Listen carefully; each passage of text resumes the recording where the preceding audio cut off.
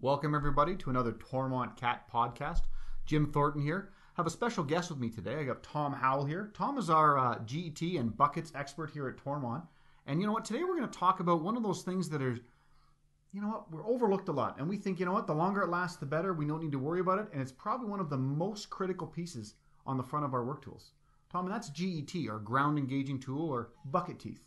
So I hear this a lot, that guys say, you know what, lasted 1,000 hours, 2,000 hours, never changed them, and they think they're winning. Is this true, Tom? Tell us, what's the deal here? You know what, Jim, good point, and we do hear it all the time. Oftentimes we determine performance based on life, how long it lasts, and I think that in some applications that may be something that's important, but I think we also need to step back and look at productivity and performance.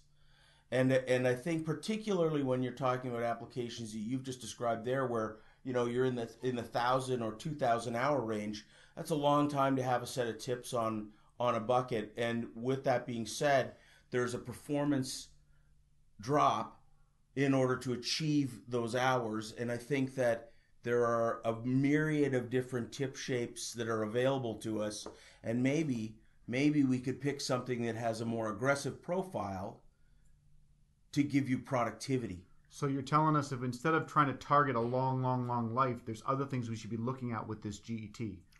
So in other words, to try and say, you know what, maybe it doesn't last as long, but it helps me load quicker, right? Or potentially burn less fuel, I guess, if it loads quicker. Increase cycle times, move more trucks, fill more buckets, as opposed to being focused on how long do my tips last. Let's look more at how much more efficiently my machine runs. I get it. So I could have my bucket maybe has more material in it.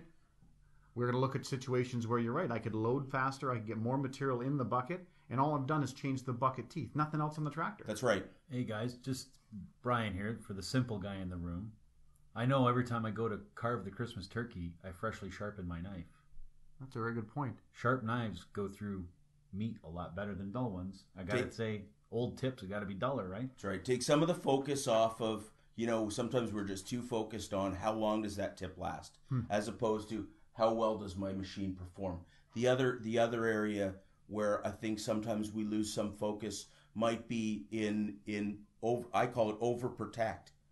GET is designed to protect the asset. It's there as a tool to help prolong the life, but if you take that to the extreme, we overprotect our buckets and we lose performance. Oh, I get it. So let's say, for example, if I had a wheel loader going into limestone, for example, and I want the bucket to last forever, and you give me something really jeweled up or overdressed, it may last 30, 40,000 hours, but I may have to give up capacity in order to get there because it's weight. Right. Get you. Okay. Lighter, faster moving. And limestone is a great example of a product that we work in, particularly in Southern Ontario, where we do have that long GET life cycle.